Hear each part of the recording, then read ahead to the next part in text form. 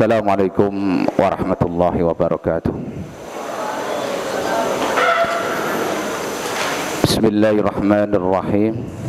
Innal hamdalillah nahmaduhu wa nasta'inuhu wa nastaghfiruh wa na'udzu billahi min shururi anfusina wa min sayyiati a'malina. May yahdihillahu fala mudilla lahu ومن يضلل فلا هادي له أشهد أن لا إله إلا الله وحده لا شريك له وأشهد أن محمدا عبده ورسوله صلى الله عليه وعلى آله وأصحابه وسلم تسليما مزيدا يا أيها الذين آمنوا اتقوا الله حق تقاته ولا تموتن إلا وأنتم مسلمون يا أيها الناس اتقوا ربكم الذي خلقكم من نفس واحدة وخلق منها زوجها وبث منهما رجالا كثيرا ونساء واتقوا الله الذي تساءلون به والأرحام إن الله كان عليكم رقيبا يا أيها الذين آمنوا اتقوا الله وقولوا قولا سديدا يصلح لكم أعمالكم ويغفر لكم ذنوبكم ومن يطع الله ورسوله فقد فاز فوزا عظيما أما بعد فإن أصدق الحديث كتاب الله وخير الهدي هدي محمد صلى الله عليه وسلم وشر الأمور محدثاتها وإن كل محدثة بدعة وكل بدعة ضلالة وكل ضلالة في النار. Ma'asyiral ikhwah rahimani wa rahimakumullah, ibadallah, a'azzani Allah wa iyyakum jami'an. Alhamdulillah, mari terus kita meningkatkan syukur kehadirat Allah Subhanahu wa taala dengan nikmat-nikmatnya yang demikian besar diberikan kepada kita.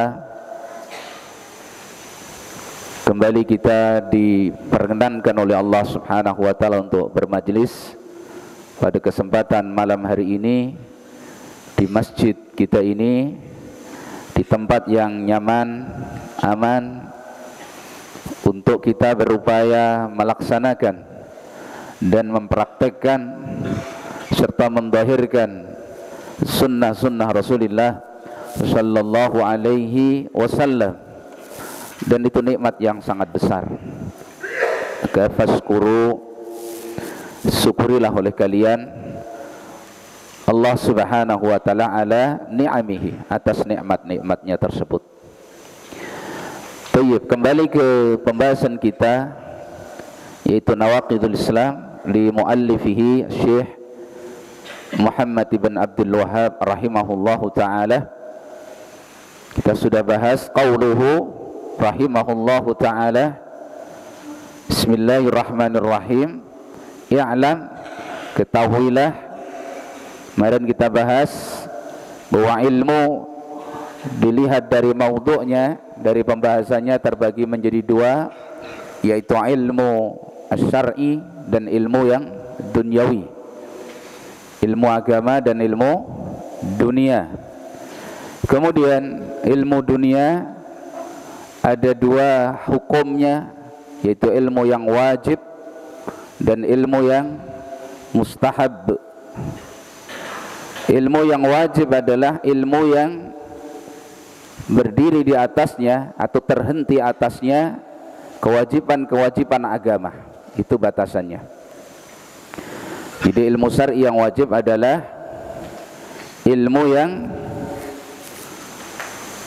berhenti padanya kewajiban-kewajiban agama. Artinya tidak bisa terlaksana kewajiban agama kecuali dengan ilmu tersebut, dengan kaidah ma la yatimmul wajibu illa bihi fahuwa wajibun. Sesuatu yang tidak bisa terlaksana sebuah kewajiban kecuali dengannya, maka sesuatu tadi hukumnya wajib. Seperti salat 5 waktu, itu kewajiban agama. Tidak bisa dilaksanakan kecuali dengan ilmu tentangnya. Berarti mengilmui tentang salat hukumnya wajib. Demikian juga siam Ramadan wajib. Kita tidak bisa siam kecuali dengan ilmu tersebut.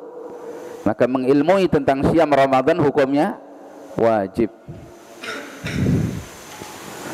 Allah memerintahkan kita tentang keimanan, akidah misalkan. Tidak mungkin kita mendapatkan iman dan akidah tadi kecuali dengan ilmu tentangnya. Maka berilmu tentang akidah dan iman tadi hukumnya wajib. Ini terkait dengan setiap muslim.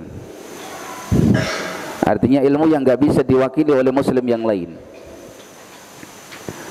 Ada ilmu yang mustahab pada setiap muslim, tapi jadi fardu kifayah secara umum. Seperti misalkan contoh kemarin ilmu tentang faraid misalkan. Enggak setiap muslim wajib untuk berilmu tentang faraid. Bisa diwakili orang lain. Tapi kalau salat enggak bisa diwakilkan. Ada wakil salat gitu. Enggak ada. Siam enggak bisa diwakilkan siam. Ya. Haji enggak bisa diwakilkan. Kecuali mati, kalau udah mati baru diwakilkan. Masih hidup segar titip haji. Enggak boleh. Nah itu ilmu yang wajib, ya. Ilmu yang mustahab, yang tidak setiap orang harus memilikinya, ya. Nah, kemudian kita juga sudah jelaskan alasan kita harus belajar nawaqidul Islam. Beliau mengatakan i'lam anna nawaqidul Islami asratu nawaqid. Ketahuilah bahwasanya pembatal-pembatal Islam itu ada 10. Ya, pembatal Islam ada 10. Jadi nawaqid itu jamak dari naqidun. Bahasa kita pembatal. Ada nawaqidul wudu, ada nawaqidus shalah dan seterusnya. Berarti kalau nawaqidul Islam atau nawaqidul iman itu bentuknya berarti kufrun akbar au syirkun akbar. Bentuknya adalah kufur akbar atau syirik akbar. Kufur besar atau syirik besar. Berarti setiap kufur akbar atau syirkun akbar itu adalah nawaqidul Islam, pembatal keislaman.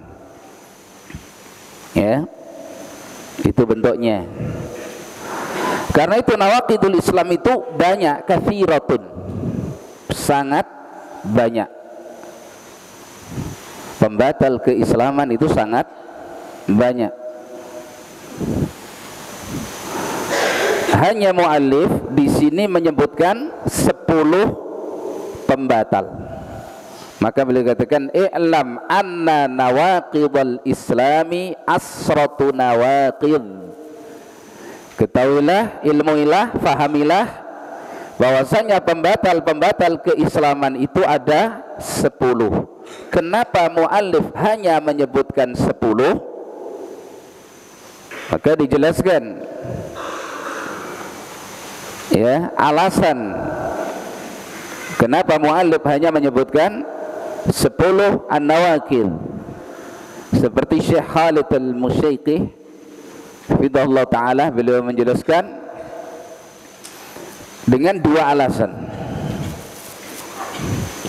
Al-amrul awal, alasan yang pertama, anna hadhil asrata, bahwasanya 10 pembatal ini yujmi'ul ulama'u rahimahumullah ala annaha min nawaqidil Islam. Pembatal-pembatal yang 10 itu adalah pembatal-pembatal yang disepakati oleh para ulama bahwa itu adalah pembatal keislaman. Jadi 10 pembatal itu adalah pembatal keislaman yang bersepakat di atasnya para ulama kita. Ini alasan pertama. Jadi enggak ada ikhtilaf, ijma ulama bahwasanya 10 yang disebutkan oleh al-muallif rahimahullahu ta'ala nanti dalam risalahnya itu adalah pembatal keislaman dengan ijma seluruh ulama. Ini alasan pertama. Dan nanti akan disebutkan di akhir risalah oleh muallif kenapa beliau sebutkan 10 itu. Al-amru tsani, alasan yang kedua, anna nawaqidhal islami fil jumlah katsirun, bahwasanya pembatal keislaman secara global itu banyak. Pembatal keislaman secara global itu banyak. Minha, di antara pembatal yang banyak tadi, yarji'u ila hadhil umuril asrati, menginduk kepada 10 pembatal tersebut. Fahiyatu tabarukal usul, maka 10 pembatal ini dinilai sebagai pokok-pokok pembatal keislaman. Yang lain kembali ke 10 perkara yang ada di dalam risalah ini. Jelas ya? Pembatal keislaman banyak. Kenapa disebutkan 10? Alasan pertama, karena ini pembatal yang bersepakat ulama bahwasanya itu adalah pembatal keislaman. Alasan yang kedua, pembatal yang lain yang banyak itu umumnya kembali kepada 10 pembatal ini. Jadi ini seperti induknya, begitu loh ya. Nah, kalau diurai rinciannya banyak, tapi menginduk kepada salah satu dari 10 pembatal yang ada di dalam risalah beliau rahimahullahu ta'ala. Jelas ya? Ini alasannya. Baik. Kemudian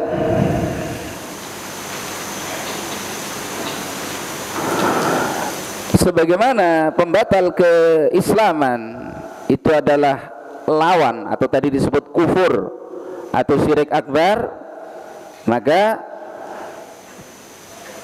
pembatal keislaman ini berarti kebalikan dari Islam, atau pembatal keimanan berarti kebalikan dari al-iman. Maka dilihat dari pembagian unsur keimanan, pembatal keimanan terbagi menjadi 4 bagian.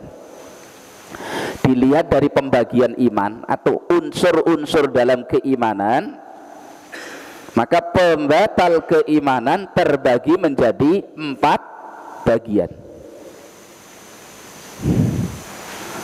Kembali ke definisi iman ya. Definisi iman. Definisi iman secara bahasa apa? Al-imanu lughatan, ijma untuk lupa. Apa ini? Apa definisi iman secara bahasa? Yang sudah lalu itu.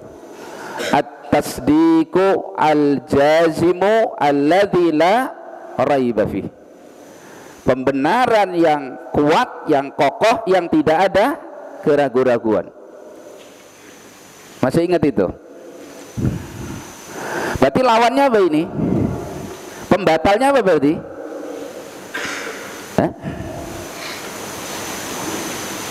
Asyak, ragu-ragu. Jelas ya? Berarti yang pertama, ada pembatal keimanan yang sekaligus itu pembatal keislaman yang yarji'u ila al-iman lugawiyan. Pembatal keimanan yang kembalinya kepada iman secara bahasa, yaitu tasdik. Yang membatalkan tasdik, yang jazim adalah syak, ragu-ragu. Berarti nanti ada bentuk pembatal keimanan yang bentuknya adalah as-sukuk, keraguan-raguan. Ragu-ragu ini, risalah Rasulullah ini benar apa tidak. Nah, ini batal imannya, ragu-ragu. Nah, karena terjadi apa? Syak, keraguan-raguan. Agama yang dibawa Nabi ini sebenarnya benar apa enggak ini? Dia ragu-ragu. Nah, ini pembatal atau membatalkan apa? Al-iman. Jelas ya? Syak, ragu-ragu. Ini pembatal yang kembali kepada definisi iman secara apa? Bahasa. Dan bedakan kemarin antara syak dengan was-was, bedakan. Yang membatalkan keimanan apa? Asyak, ragu-ragu, bukan was-was. Bedanya bagaimana? Kalau ragu-ragu itu memang asal yang ada di dalam hatinya. Jadi pemiliknya enggak membencinya. Pemiliknya tidak berupaya untuk menghilangkannya. Tidak berjuang untuk terpisah dengannya, dan memang itu miliknya. Ragu. Kok saya enggak yakin lah. Ya, nanti sudah capek-capek begini, surga ternyata enggak ada. Enggak yakin saya dengan adanya surga.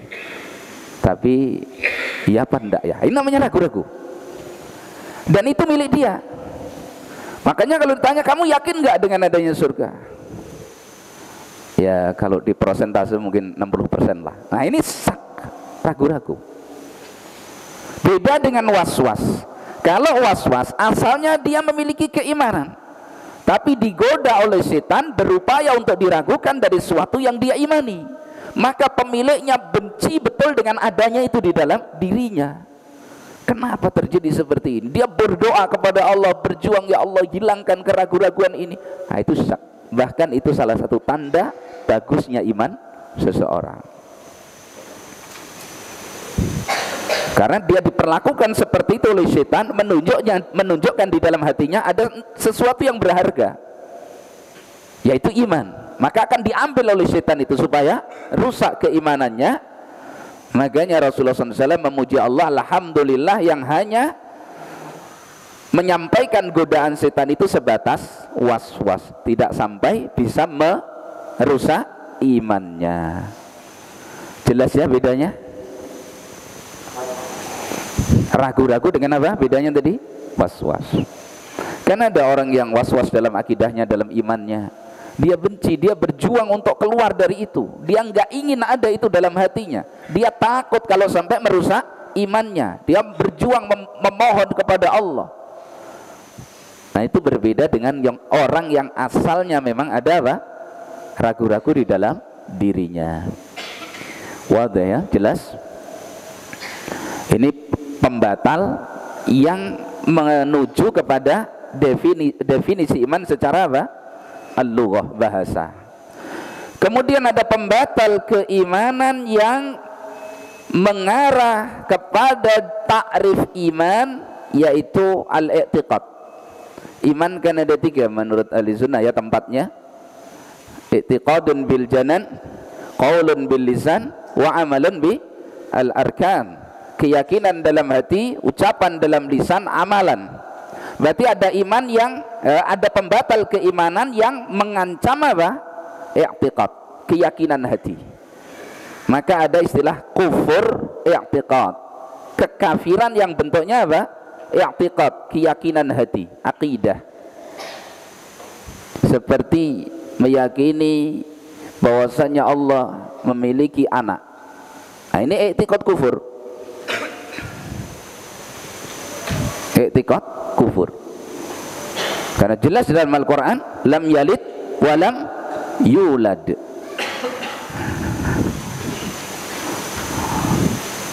Jelas. Naam. Itu i'tiqad namanya. Atau termasuk di dalamnya juhud, mengingkari, takdzib, mendustakan. Nah, ini termasuk kufur i'tiqad karena letaknya dalam hati, amalan hati, i'tiqad al-qalbi. Tapi kufur tidak hanya ini, namanya kufur i'tiqad, tidak hanya di dalam i'tiqad. Karena iman bukan hanya i'tiqad. Ini yang kedua. Tadi berapa? 4 ya. Yang ketiga, pembatal keislaman atau keimanan yang berbentuk al-qaul, ucapan. Karena iman ada ucapan, berarti kekafiran juga ada apa? Ucapan. Seperti mencela Allah. Dan ini kekafiran yang paling kafir. Mencela Allah. Na'udzubillah. Ya.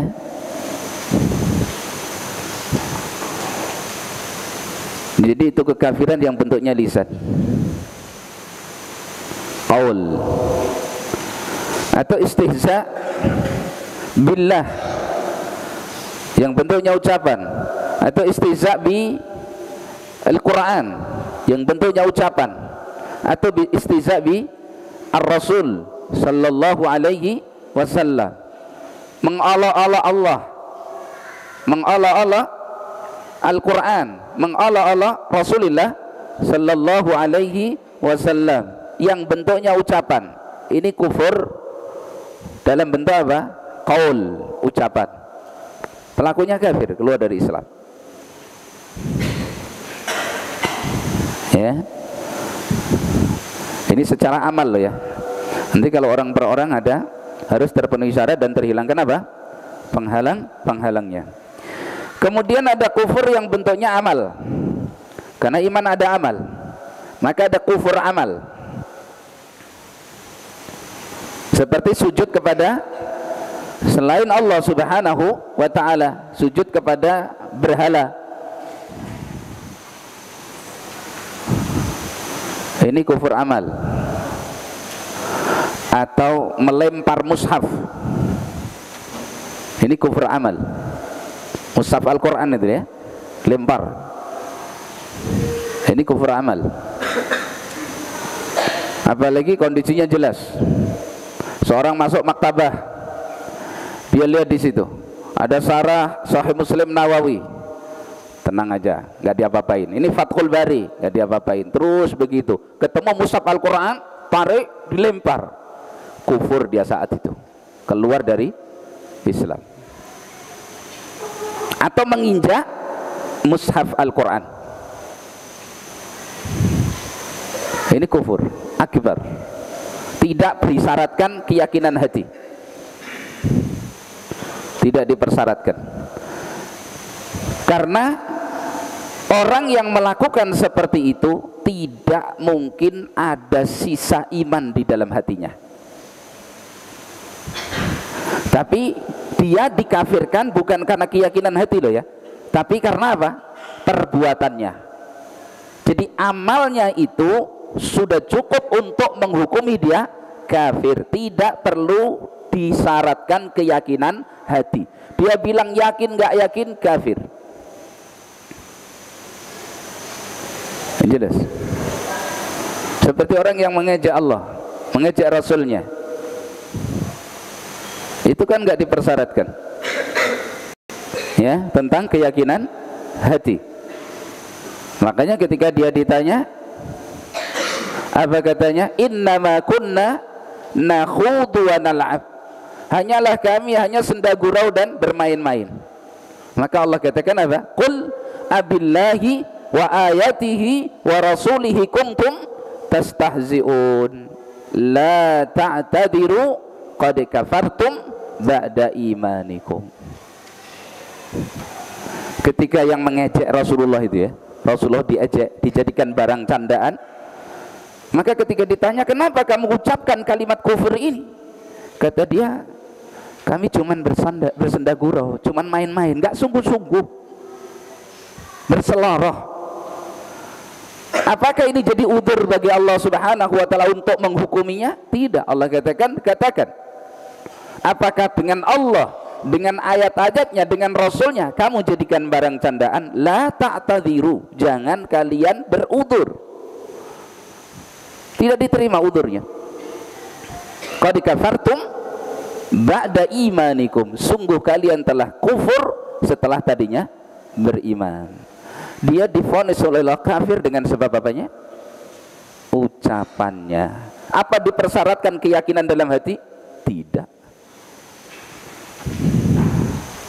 Bahkan apa alasan orang ini? Innama kunna nakhudu wa nal'ab. Kami cuman senda gurau, bermain-main saja, enggak sungguh-sungguh. Bahkan itu dilakukan sampai menggelayut di untanya Rasulullah sallallahu alaihi wasallam. Ya Rasulullah, kami cuman senda gurau, melepas penat, main-main, enggak beneran. Diterima udurnya sama Allah? Tidak. Jelas. Mensyaratkan kufur itu harus i'tiqad, ini bukan akidah ahli sunnati wal jamaah. Itu akidatul murji'ah. Kadang-kadang definisi iman di muka benar, definisi takfir atau pengkafiran keliru. Makanya ahli sunnah harus jeli di dua sisi, pintu depan, pintu belakang dijaga semuanya.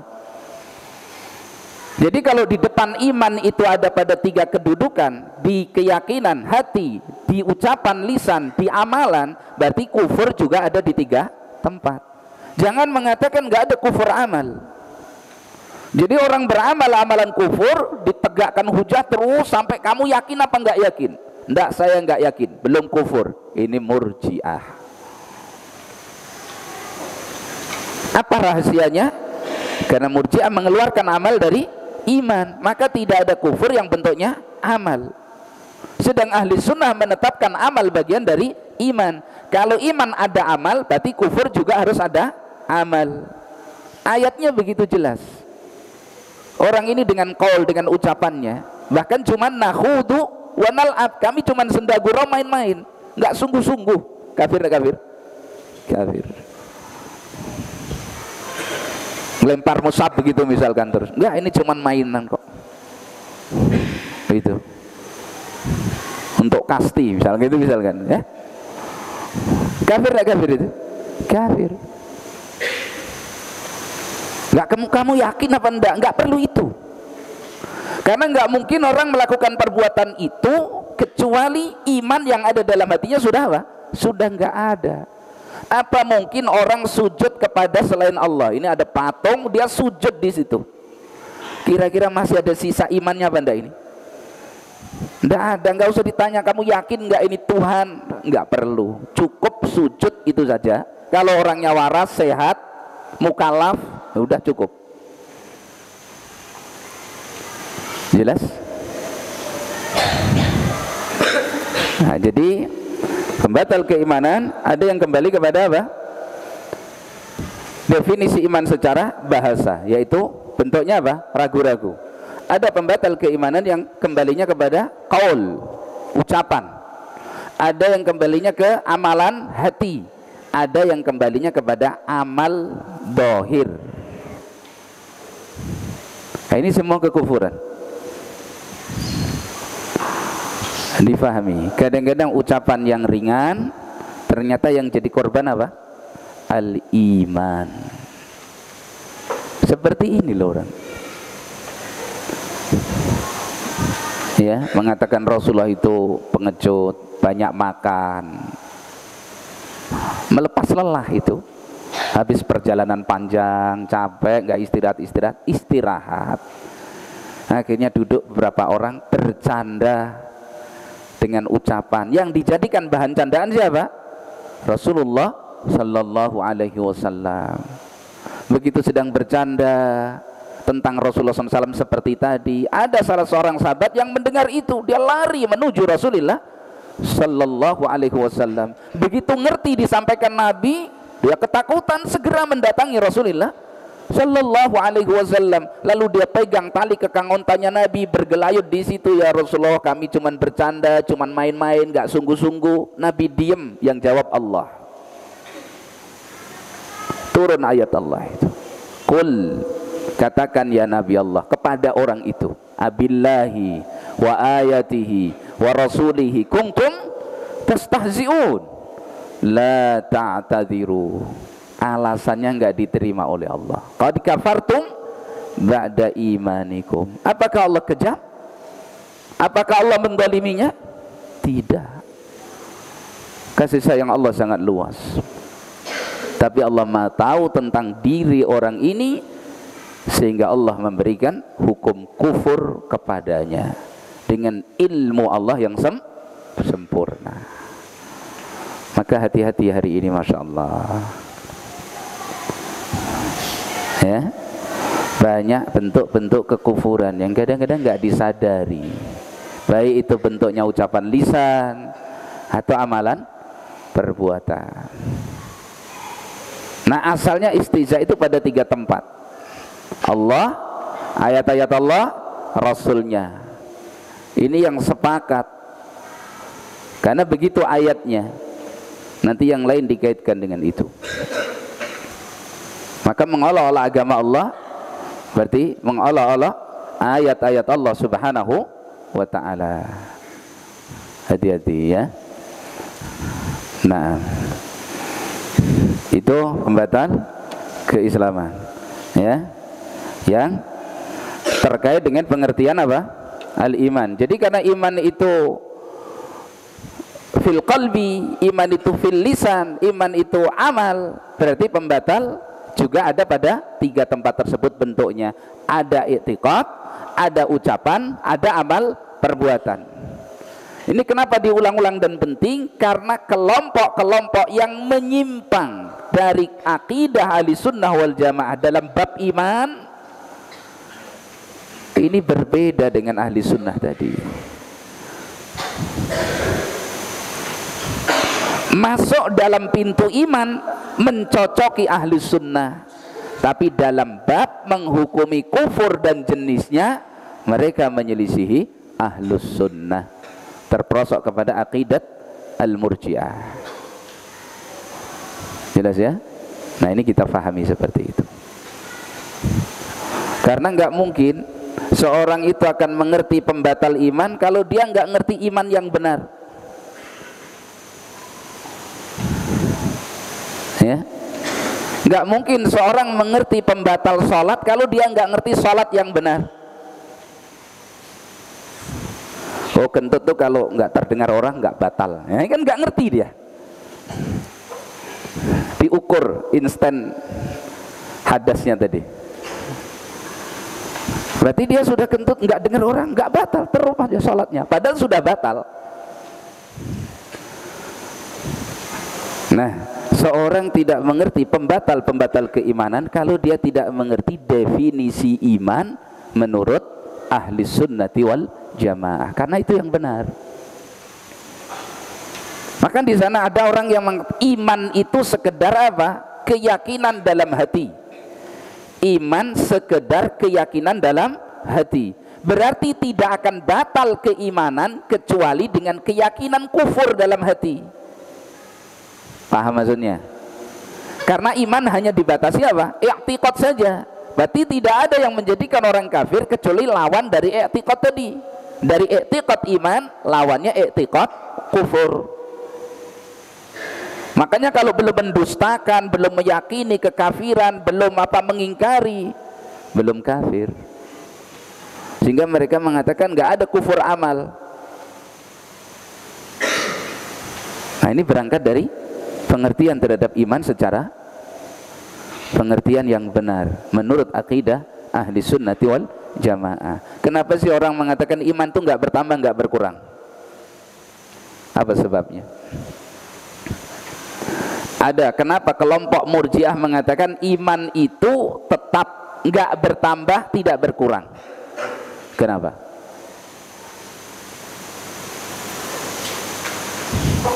Ayo. Murjiah mengatakan iman itu tetap. Begitu orang beriman, imannya sempurna, enggak mengenal adanya kekurangan dalam iman. La yazidu wala yankus. Kenapa? Karena Murjiah keempat ini. Kenapa? Karena Murjiah mengeluarkan amal dari al-iman. Karena amal bukan bagian dari iman. Yang membuat bertambah dan berkurangnya iman itu apa? amal. Lah amal bukan bagian dari iman, maka imannya sempurna. Ada murjiah yang mengatakan iman itu cukup keyakinan hati. Ada murjiah yang mengatakan iman itu cukup ucapan lisan. Pokoknya syahadu an la ilaha illallah, syahadu anna Muhammad Rasulullah, mukmin sempurna imannya. Makanya munafik, mukmin sempurna imannya, karena dia sudah mengucapkan kalimatul Islam, kalimatul iman. Kenapa? Keyakinan hati dan amalan bukan bagian dari iman. Ini pentingnya mengenal pengertian iman secara benar. Jelas ya? Sehingga nanti akan berjuang, oh iman itu bisa sempurna. Kalau keyakinan kita iman itu bisa sempurna, kita akan berupaya menyempurnakan apa? Keimanan. Sholat yang bagus, siam yang bagus, banyak bersedekah, banyak berbuat baik. Hal-hal yang bisa menyempurnakan iman dia akan ambil. Coba gambarkan kalau orang mengatakan amal bukan bagian dari iman, kira-kira malas gak beramal? Iya malas, wong beramal itu berat kok. Apalagi penyataan kufur, perbuatan kufur tidak memadaratkan iman. Oh, dia akan santai dalam bermaksiat kepada Allah. Makanya murjiah disebut murjiah itu dengan dua makna. Arja yurji, irja'an murjiun. Satu maknanya takhir, meninggalkan, melepaskan, yaitu apa? Melepaskan amal dari iman.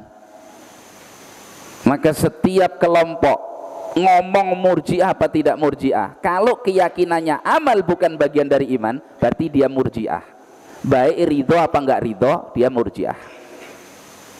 Seperti seorang yang berkeyakinan boleh melawan penguasa meskipun bentuknya minimal, boleh melawan penguasa yang sah, mau nggak mau berarti akidah dia khawarij. Jelas? Nggak penting nama, barangkali dia nggak suka namanya tapi seneng sama sifatnya.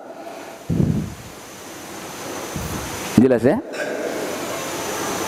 Yang kedua, makna murjiah irja itu memberi pengharapan. Arja yurji irjaan, artinya memberi pengharapan. Siapa yang diberi pengharapan? Pelaku dosa besar. Karena apa? Dosa besar itu tidak memadharati iman, karena amal bukan bagian dari iman. Maka imanmu tetap sempurna. Dia diberi harapan besar supaya nyaman dalam melakukan apa? Maksiat. Nah itu, makanya orang yang tertipu dengan rahmat Allah, tertipu dengan rahmatnya Allah berlebihan, itu tanpa dia sadari dia terperosok model-model seperti itu. Meskipun enggak kita katakan dia murjiah. Jelas ya? Nah, baik, jadi itu yang kita bahas karena waktunya sedikit ya. Jadi dengan ucapan muallif, i'lam anna nawaqidul islami asratu nawaqid, kita sudah jelaskan. Kenapa 10? Tadi sudah disampaikan alasannya. Apa makna naqid, nawaqid ya. Kemudian bentuk nawaqidul Islam itu seperti apa? Sudah diterangkan. Ada yang bentuknya syak, ragu-ragu, kembali kepada definisi iman secara bahasa. Ada yang pembatal itu bentuknya i'tiqad, keyakinan. Ada pembatal yang bentuknya qaul, ucapan. Ada pembatal yang bentuknya apa? Amal. Ya. Nah, insyaallah nanti kita lanjutkan di pertemuan berikutnya bi'aunillahi subhanahu wa ta'ala. Baik, barakallahu fikum. Sallallahu wasallam wa baraka ala nabiyyina Muhammadin wa ala alihi wa sahbihi ajma'in. Subhanakallahumma bihamdik, asyhadu an la ilaha illa anta, astaghfiruka wa atubu ilaik. Assalamualaikum warahmatullahi wabarakatuh.